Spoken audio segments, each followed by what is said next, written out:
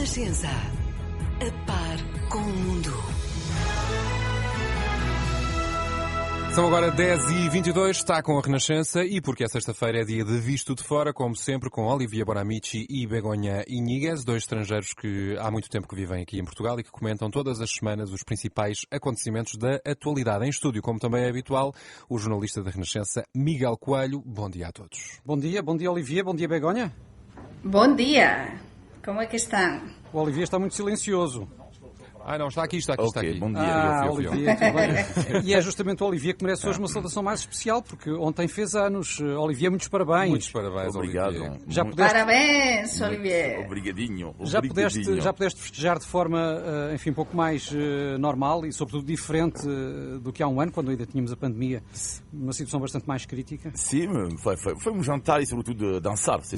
Foi uma grande festa, disseste-me aqui agora mesmo. Mas vocês sabem que eu adoro dançar. Vocês sabem ou não sabem? Não, e agora estava aqui a dar um espetáculo. Já assistimos. Não sabemos, Olivier, não sabemos. Muito bom. Mas obrigado. Bom, e eu recordo que o Visto de Fora é uma parceria da Renascença com a Euronet, Rede Europeia de Rádios.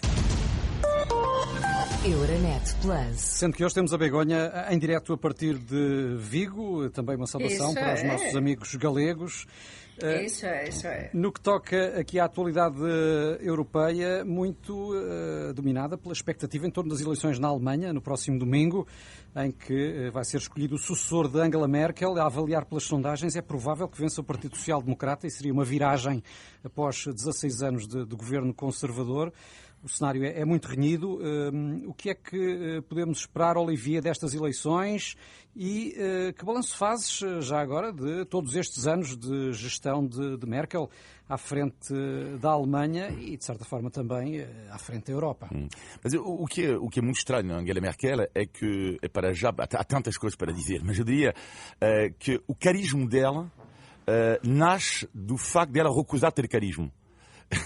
Isto não deixa de ser curioso, porque carisma, exatamente, é uma pessoa que sabemos muito pouco da sua vida privada, não tira muitos selfies, sabemos muito pouco dela, afinal. Mesmo ela não tem pouca eloquência, Angela Merkel, mas lá está, o carisma dela nasce do facto de ela querer ficar na sombra. E hoje em dia é uma espécie de anti-Trump, anti-populismo, de uma certa forma, não é?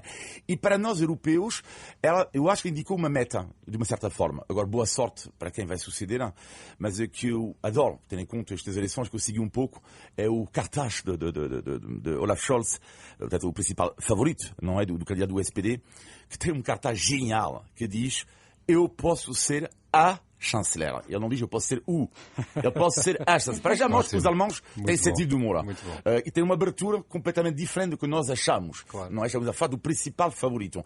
Mas isto mostra também o peso da Angela Merkel, quando o principal candidato diz eu posso ser a chanceler. E o peso é tal que, convém lembrar que ela foi a primeira mulher a chegar à chefia do governo alemão, portanto, não deixa de ser notável que exista um lema como esse, não é? Um slogan de campanha como esse, tendo em conta que foi, de facto, a primeira chanceler feminina.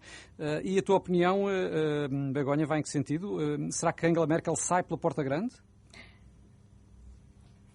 Ela sai pela porta grande, pela porta mais importante, que é a porta do trabalho bem feito, não é? Ela fez um trabalho ótimo na Europa. Ela foi a líder da Europa. Começou, eu acho que ela entrou pela porta de trás e ela ficou mesmo no centro e ajudou nos momentos tão delicados, não é? Tão delicados para a Europa, como foi o Brexit, por exemplo, como foi a pandemia, como foi a crise dos refugiados. Conseguiu que a Europa estivesse no seu lugar. Penso que sem ela a Europa não vai ser a mesma coisa. E eu, como mulher, sem dúvida, tenho de dizer cá uma coisa, não é? Se me permitirem, e que eu admiro também a Angela Merkel como mulher, porque Olivier dizia um momentinho, não é?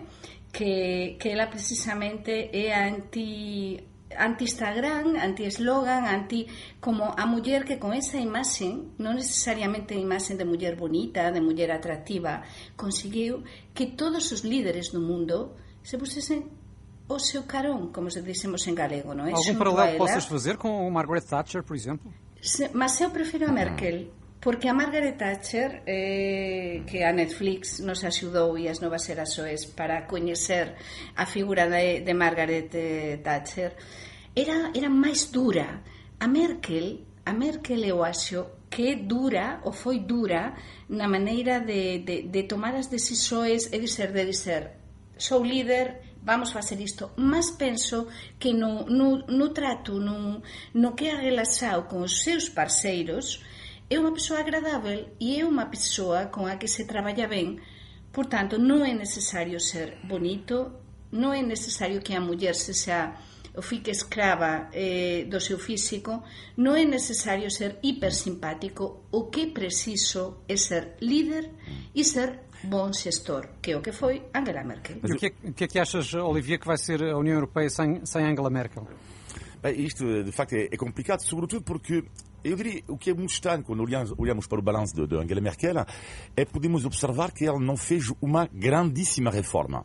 Ou seja, ao contrário do Schröder, por exemplo, que libertou o mercado do trabalho, que deu mais flexibilidade, por assim dizer, no mercado do trabalho, a diferença de Helmut Kohl, que ele então participou, fez muito para a unificação da Alemanha e o nascimento da moeda única europeia, Merkel não. Mas o que é que fez Merkel, que para mim que é característica de Merkel e vai fazer falta, é que ela sabe gerir as crises. Uma mulher do consenso, não é? A crise económica de 2008, depois a pandemia, depois a crise, houve antes também a crise dos migrantes, e ela, apesar de não ter uma visão geoestratégica forte, porque eu acho que ela é pragmática antes de tudo, e primeiro a questão económica e o balanço de Merkel a nível económico para a Alemanha é bom, mas já está sem a Merkel, este dinheiro, lá está europeu, tal bazuca, o que é que teria acontecido? E portanto ela sabe gerir. Quem vai ter este lugar agora? Quem vai ser o papel número 1 na Europa? Eu vejo duas possibilidades neste momento. 2 ou 3. Diria, primeiro vamos ver a sequência eleitoral, porque a gente negócio na Alemanha pode demorar 4 ou 5 meses antes de encontrar uma solução de coligação. Segunda hipótese, Emmanuel Macron. Pode ser que, eventualmente, o presidente francês finalmente consiga um papel mais preponderante na Europa. E a terceira hipótese pode ser Ursula von der Leyen, porque na ausência de Angela Merkel, sabemos que a presidente da Comissão Europeia, que está muito próximo como evidente da Alemanha, também pode ter um papel cada vez mais importante, uma figura mais importante a nível europeu. Sem dúvida. Sí, sin dúvida, eu acho que é a oportunidade do Macron, é a oportunidade de ouro dele para demonstrar realmente que pode ser líder. Xa non fica na fotografía xunto a Angela, non é? Ese eixo franco-alemão do que tanto se ten falado, non é? E sin dúvida, eu penso que sí, que ele, se o faz ben, se é inteligente, pode aproveitar isto, mas a Europa non vai ser a mesma coisa sin a Angela Merkel, sin dúvida.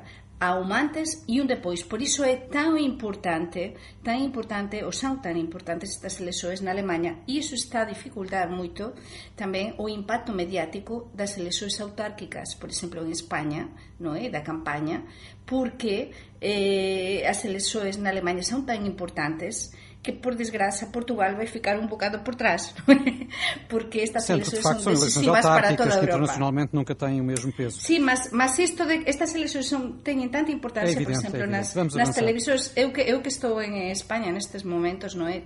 Quase todas as televisões em Espanha vão fazer especiais, precisamente informativos, sobre as eleições na Alemanha, no domingo. Claro que sim, ou não fosse a chamada locomotiva europeia. Mas falaste há pouco em Macron, Olivier, no próximo ano há eleições presidenciais em França, e entrou em cena, entretanto, um candidato que pode baralhar tudo. De quem é que se trata? Sim, porque é um homem sem partido, e sabemos que Macron começou assim, sem partido, e tornou-se presidente francês. O homem que eu vou falar agora não vai ganhar, em princípio, as eleições, mas é um intelectual de extrema-direita, chama-se Éric Zemmour. Todos os franceses o conhecem porque ele está na televisão, na rádio, muitas vezes, mas lá está, intelectual de extrema-direita, e logo, primeira sondagem, bing, 10%. Ou seja, a extrema-direita neste momento em França, uma primeira volta, e representa mais ou menos 30% do eleitorado francês, 20% de Marine Le Pen, e 10% este homem que tem como teoria, a teoria da intelectual de extrema-direita, que é da grande substituição.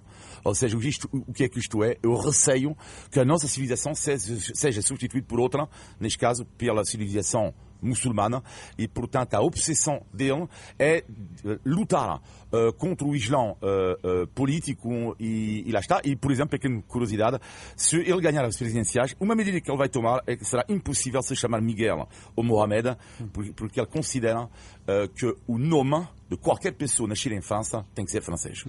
Begonha, nas últimas horas, em Espanha também, claro, grande destaque para o caso Puigdemont, porque o antigo presidente catalão foi detido. O que é que se pode passar agora? Foi detido por Foi detido surpresa, em Itália, convém explicar, na não é? Sardenha, Na Sardenha. E é uma coisa muito misteriosa. Eu sei que os nossos ouvintes gostam destas coisas que eu conto, porque ele acabava de aterrar na Sardenha, ele foi convidado, como a tantos outros eventos, para dar uma conferência na Sardenha, não é? E foi mesmo aterrar o avião e foi detido pelas autoridades policiais da Itália. Portanto, que é o que podia acontecer? Perguntas. Lembro que o Puigdemont xa foi detido en anteriores ocasións, non é? Ele está exiliado, entre aspas, mora en Bélxica, non é? Desde comenzou o proceso de Cataluña e então agora pode a España, está xa confirmado, pediu extradição dele, mas nas dúas anteriores ocasións, unha delas na Alemanha, que foi detido, non se permitiu, as autoridades españolas non se concedeu a extradição. Portanto, as autoridades policiais e judiciais, neste caso de Italia, poden non conceder a extradição de Puigdemont. Portanto, iso pode deixar ainda máis fragilizado, neste caso, a justiza española, mas tamén pode conceder. Portanto, está tudo nas mãos, neste momento, da justiza italiana e saber se concederá ou non concederá a extradição de Puigdemont. Mas, além de tudo isto, há algo importante, e é que nestas semanas pasadas tiña comenzado na Cataluña un proceso de diálogo entre o governo de Madrid, do Pedro Sánchez, e o actual governo de Cataluña, autonómico de Cataluña, e con esta detenção de Puigdemont na Sardenha, a pergunta que se facen hoxe todos os mídia en España é a quen beneficia isto, e, sin dúbida, isto beneficia ao propio Puigdemont, porque fica fragilizado o goberno da Cataluña, fica fragilizado tamén o goberno do Pedro Sánchez, o goberno español. Portanto, o que aconteça nas próximas semanas vai ser decisivo. Estamos no Visto de Fora, com Olivia Bonamici e Begonha Iñiguez. Eu recordo que este programa é uma parceria da Renascença com a Euronet, Rede Europeia de Rádios. Euronet Plus. E por cá chega hoje ao fim a campanha eleitoral para as autárquicas de domingo. O que é que vos pareceu esta campanha? Olivier, animado ou nem por isso? Não, nem por isso, não. Eu diria que o problema destas eleições tem a ver com também a falta de suspense, que é, para já, as duas grandes cidades está ganham. Portanto, já está ganho, portanto, não há grande suspense em relação a isto. Mas, claro, eu gosto que diga suspense quando muitos portugueses dizem suspense. Suspense. Agora é um francês que diz suspense. Desculpa. Os nossos sotaques, Olivier. Não há problema. E depois é ver um pouco a escala local, o que acontece à escala nacional, que é será que António Costa ganhou as eleições legislativas? Isto é uma pergunta aberta, porque é o melhor ou porque é o menos pior? Ou seja, a questão que é, muitas pessoas, eu acho, votaram António Costa, não tanto para a questão da adesão, mas hoje em dia a política é assim, não é por culpa dele, mas que é na falta de alternativa. E o mesmo vê-se a nível da escala local. Portanto, muitas vezes as pessoas acham, ok, o Presidente da Câmara, mas será que afinal o outro pode fazer melhor ou não? E na ausência de resposta, tu tens uma tendência para votar para o mesmo.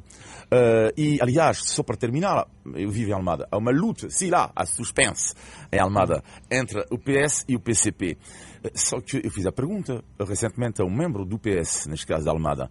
Tu podes me explicar qual é a diferença se quando alguém hesita entre o PS e o PCP em Almada? A resposta, mas nós em Almada, dizer do PS, fizemos um bom trabalho. Mas a minha pergunta não foi essa. Repito a pergunta, qual é a diferença entre o PS e o PSP em Almada? Eu acho que ainda hoje está a procurar ele dar a resposta, não conseguiu me dar a resposta. Tipo, ok, mas as pessoas querem saber quais são as diferenças reais. E na ausência de propostas ultra concretas, e na ausência de alternativa, normalmente é o partido que está no poder que fica. E terá sido uma campanha autárquica excessivamente dominada por, enfim, questões nacionais, Begonha? Sim, sin dúbida. Eu que agora, realmente neste visto de fora, a Begoña unha semana vai estar en Lisboa, outra semana en Vigo e ando a percorrer o país, non é? Para a semana, por exemplo, estarei no Porto, estarei en varias localidades pelos meus novos desafíos profesionais, na do Rexao, Galiza, norte de Portugal, e sin dúbida, como eu viaxo pelo país, eu estou a ver a campaña, colegas, non só desde Lisboa, eu estou a ver que no norte e non só con esta visão nacional. E que conclusões? As conclusões as que chego é que as persoas están moito, como dicía Olivier, moito desmotivadas. Acho que a extensão ainda vai aumentar máis, e é verdade que no norte, nos municipios máis transfronterizos, no norte de Portugal, pode haber alguma mudanza nalgúmas cámaras municipais, e isto de que Rui Río faz depender o seu futuro, digamos, deste resultado, pois imaginen que alguma cámara municipal importante ou nalgúma cámara municipal importante se produza alguma sorpresa, sin dúbida vai ser tamén un golpe moito duro para a lideranza de Rui Río. Mas na zona de fronteira, sin dúbida, estas eleccións, e mesmo no Porto, non é? Se ven. É verdade que isto de que Antonio Costa estexa con tanta forza dentro destas eleccións nin sempre se ve moito ben no resto do país, porque Portugal non é só Lisboa, Portugal é Porto, Portugal é Norte, Portugal é Alentejo, son as illas, é Algarve, por tanto é Rexao Centro, e iso temos nós. Debemos sempre ter en conta isto, non é? Que estas autárquicas van ter moitas leituras e vai estar en xogo o prestixio do propio Costa, forçar ou reforçar a súa liderança, vai estar en xogo. Ele non se poupou esforços. Sí, claro, mas que vai acontecer con Rui Río? E que vai acontecer con o Chega, por exemplo? Qual é que vai ser o resultado do Chega? Eu acho que tamén é uma... São também as tuas questões, Olivier? São também as tuas dúvidas principais em relação à noite eleitoral? Não, para mim não. Eu, a questão do António Costa não estou a ver aqui. Eu diria que para mim vou seguir dois resultados em especiais. O Partido Social Democrata, por causa do que eu disse o Rui Rio, que, portanto, o futuro dele pode depender dos resultados do PSD.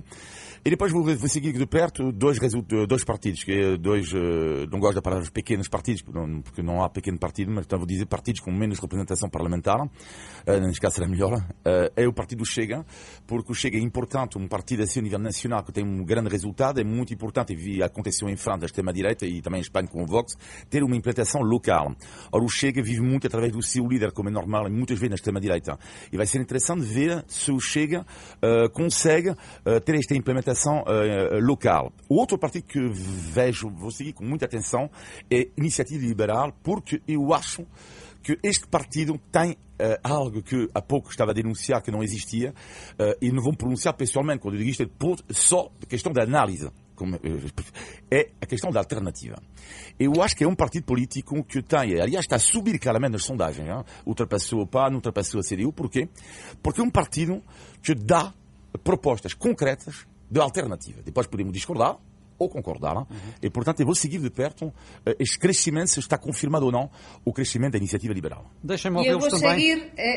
Desculpem, eu vou seguir também de perto o que acontece no Porto. Se dá por feito que o Rui Moreira vai ganhar, e vai ganhar com maioria absoluta. E para mim é interessante, neste visto de fora, também ver como é que se olha, por exemplo, para Porto, para Rui Río, desde a Galiza, por exemplo.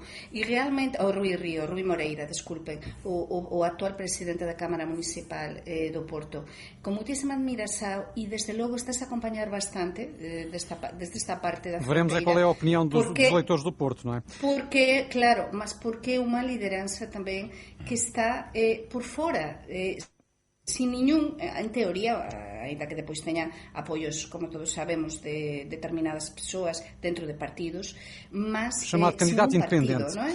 Independente. Deixem-me ouvi-los sobre a polémica que também marcou as últimas horas, que teve a ver com as declarações do Secretário de Estado da Internacionalização, que disse que Portugal ganhou ao nível da marca com a Covid-19. Porque enfrentou a pandemia com grande êxito, segundo o Secretário de Estado. Como é que ouviram esta declaração e compreende-se que possa, apesar de tudo, continuar no cargo, Olivier? Sim, claro. Sim, vai continuar no cargo, não vai demitir-se por causa disto, não é? Houve pedidos de demissão, como viste. Sim, mas, bom... Se o ministro tem que, o secretário de Estado tem que demitir por cada janeiro que diz, já não temos governo daqui a uma semana. Agora, sério. Portanto, não é brilhante o que é que ele diz, mas também não é o fim do mundo. Não fez jus ao nome. Não é o fim do mundo. Bom, agora a questão isto tem a ver com muitas vezes que eu sempre denunciei, que é a Eurovisão versus o Covid. Quando estamos os piores, estamos pior que não sei o quê, estamos melhor, nós melhor que os espanhóis dizem, estamos melhor. É insuportável. E sobre todo que aquí parece que non se aprende con os erros. Acho que as persoas debemos aprender con os erros, cando non se facen as cousas ben. Non se pode estar sempre a dizer temos gaña a batalla. Non fica ben. Somos os mellores, somos os primeiros, somos os maiores. Isto da pandemia, con a pandemia non se xoga. Unhas veces está diante, outras se fica no meio, outras se fica como aconteceu con Portugal e con España na primeira vaga, non é? E con Portugal na terceira. Pois se fica na última, non é? No fin mesmo da fila. Por iso, com a pandemia non se xoga e a ver que acontece. Vamos ver o que acontece, até porque o país vai entrar na última fase do desconfinamento já na próxima semana, não é? Com o fim de muitas restrições. Com as novas medidas, pode ser um passo arriscado, Olivier, ou será um risco calculado? É um passo arriscado, claramente, mas necessário. Agora, a minha preocupação é que o turista vai ouvir um responsável da saúde em França dizer que vamos ter uma nova vaga em princípio no outono.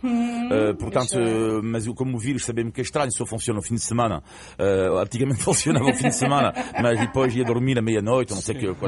E depois, às vezes, está em França, mas à tarde não está na fronteira espanhola, não atravessa a fronteira. E o vírus é muito esquisito. E portanto, eu acho que é arriscado, mas de facto é uma lufada de refresco também para a economia, porque precisamos absolutamente de recuperar economicamente. Begoña? Mas, Olivier, é unha lufada, é verdade, nos gostamos moito de tascas, de restaurantes, é bom para os nosos amigos dos restaurantes, das discotecas, mas para mí é un bocado excesivo. Eu digo, é verdade que cada persoa temos de ser responsáveis, é verdade, mas se nos abren a mão assim, é arriscado, é moito arriscado. As próximas semanas van ser decisivas e quando comece propriamente o outono, non é? Quando comece a estar frío, a xuva máis, e mude todo isto, non é? E teñamos máis casos, porque vamos ter outra vaga, con certeza, saberemos se isto é bom ou non. O tempo dirá. Para mim é um bocado excessivo. Então estás de fora da nossa saída, Begoña. Nós estamos aqui a combinar, também com as meninas da manhã, uma saída à noite, a ir a uma discoteca, porque temos todas muitas saudades. O Miguel Coelho já disse que sim. Olivia também vais, com certeza. O meu é um também condicional. O meu é assim Sim. condicional.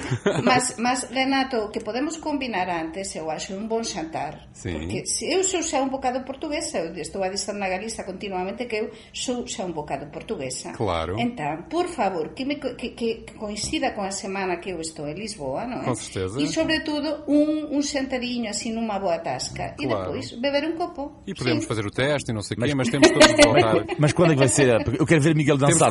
Temos de combinar. O Miguel É está muito aqui, improvável. o Miguel está aqui com algumas restrições, mas nós vamos conseguir. Olivier, contigo não temos problema Muito de bom, dança. muito bom. Contigo não- Entretanto, vamos avançar. Vocês já conhecem este momento, eu é que sou novo aqui, não é? No Visto de Fora temos sempre um autêntico exame de português. Aqui é o Olivier e a Begoña. É o nosso índice de tugalidade. Índice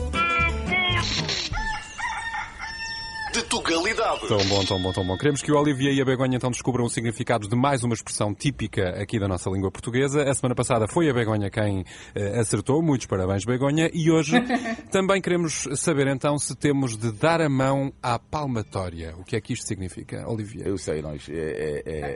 Reconhecer os seus erros. Ok, Begoña. Dar a mão, a palmatoria en español é vela, non é? Nas igrexas, dar a mão a palmatoria, si pode ser recoñecer algo Qual é a tua resposta? Pedir desculpas ou reconhecer algo, não é? Dar a mão à palmatória. Reconhecer algo. Muito bem. Não? Acho que acertaram os dois. Eu acho que acertaram os dois. Dar a mão à palmatória é o mesmo Damos que nós a mão à admitir. palmatória. Sou eu ganhei. Admitir que erramos. Somos os dois. Não, mas isto é somos os inacreditável. E dois. vocês têm ideia porque é que esta expressão existe e se utiliza ainda hoje em Da dia? Porque missa, da igreja, não é? É, a palmatória era o nome de um instrumento de que algumas pessoas ainda se lembram, certamente, por acaso não é o meu caso, felizmente, e que era usado nas escolas para bater na palma da mão dos alunos como castigo. Já viram? Reguadas ainda apanhei. Eu também apanhei reguadas, mas com a palmatória mesmo, concretamente. Eu Eu apanhei os livros, eu. O quê? Eu Levavas com os nunca, livros? nunca. Não, os livros por baixo dos braços durante a refeição. A sério? Sim. Era o Na minha castigo? escola. Não, para tu, quando tu comes, tu não vais comer com os braços. Para não comer com os braços assim abertos. levantados. E, portanto, colocavam-me livros por baixo dos braços. E não o tinha objetivo ideia. o objetivo era não... Franceses, de facto, não têm limites. Não, mas isto era uma grande escola, faz favor, dos jesuítas. Não, mas Não se criativo. criticam. Criativo, sem dúvida. Mas criativo. E aprender. Mas olha, no teu caso não resultou muito, porque tu és uma pessoa que está sempre a conversar e a esbracejar muito. Sim, mas a mesa, de facto, a mesa pouco importa. Controlas. Mas agora, no entanto, eu não suporto as isso. pessoas que comem assim. Agora, falar assim, não, estou a brincar, estou a brincar. Muito bem. Foi o nosso... Olha, eu Diz. não tive tanto algo de castigo com as freiras da Compañía de María, que era como a parte feminina dos jesuítas, mas sin tanto castigo e sin tanto, tudo muito falar, muito, enfim, sin tanta palmatória. Exatamente, tanta dureza. Foi o nosso índice de tugalidade aqui no Visto de Fora. Índice de Tugalidade. E antes de fecharmos, temos ainda, como sempre, o positivo e o negativo da semana, na opinião aqui dos nossos comentadores. Vamos primeiro ao aspecto negativo, Begonha. O aspecto negativo, ai meu Deus, tan próximos que estamos Galiza e o norte de Portugal, a Begoña que agora anda a viaxar dun lado para outro. Por favor, que melloren as comunicacións. Eu que digo tantas veces neste programa, é preciso entre a Galiza e o norte de Portugal, entre Lisboa e a fronteira, entre Lisboa e Vigo. Ai, ese comboio que me prometeu a mí Pedro Nuno Santos 2029 que comenzaría, que preciso é ese comboio de alta velocidade entre a Galiza e entre Vigo. Por Fica aqui favor, que registado. alguém nos ouça. Olivier. O meu negativo tem a ver com a notícia que eu vi esta semana, que é, enfim, a chuva que inundou uma escola sem cobertura no Alentejo, acho eu. E depois pensei, mas quais são as prioridades reais do governo? Eu sei que é uma medida para os cheques, para ajudar a comprar bicicletas. Não tem nada com as bicicletas, longe disso, adoro. Acho importante defender a política ambiental. Mas eu acho que primeiro, acho eu, que quando tu não tens condições, ou mesmo a crianças que morrem de frio, entre aspas, na escola de Portugal, porque não há aquecimento, e depois ver que há prioridade de bicicletas, eu admito que há coisa que eu não entendo. Uma questão de prioridades, não é? A ponto positivo esta semana, Begonha, muito rapidamente. Positivo, pois, por exemplo, beber café acompañado de tortilla de batata.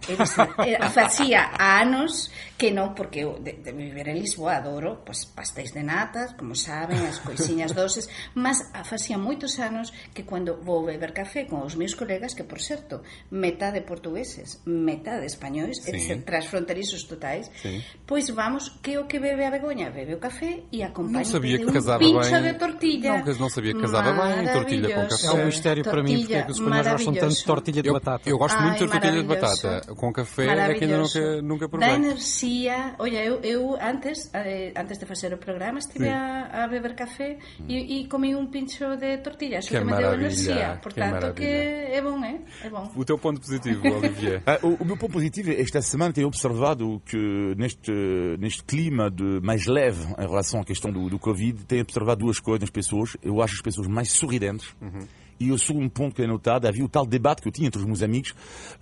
Será que quando isto vai acalmar vamos ficar mais tempo em casa, porque estamos mais habituados a ficar em casa, ou então vamos sair ainda mais? Ora, a minha resposta é óbvio agora. As pessoas estão a sair, que é uma loucura. É uma loucura. Ou seja, e nem falo da questão de ajuntamento, não estou a falar disto. Tu parece que as pessoas estão a mais viver a isso e, de uma certa forma, claro que não é comparável com a libertação após a Segunda Guerra Mundial, o contexto é diferente, mas eu sinto também uma certa libertação. E este sorriso, que faz parte das coisas mais bonitas do mundo, da vida, que estou a sentir na cara das pessoas, é algo de mágico. Sabes que nós falamos às vezes até com uma certa leveza desta abertura das discotecas e da dança e da alegria, mas de facto para muitas pessoas, não é? E para grande parte das pessoas aqui em Portugal é de facto muito importante esse momento de sociabilização, de ir para as ruas, dançar, estar com os os amigos, dúvida. não é qualquer coisa que deva ser, enfim, ignorada ou menos valorizada. Enfim, muito obrigado. Estamos no final de mais um Visto de Fora. Todas as semanas conversamos aqui sobre a Europa, Portugal, e os portugueses podem enviar os seus comentários, sugestões para vistodefora@rr.pt. Olivier, Begonha, Miguel e a SIC nos segue todas as sextas-feiras. Bom fim de semana. E o Miguel vai Um dançar. abraço, bom fim de Bom semana. fim de semana, aproveitem. Vou pensar no teu caso. Muito bom, muito bom. Obrigado, Miguel. I see trees of green, red roses too.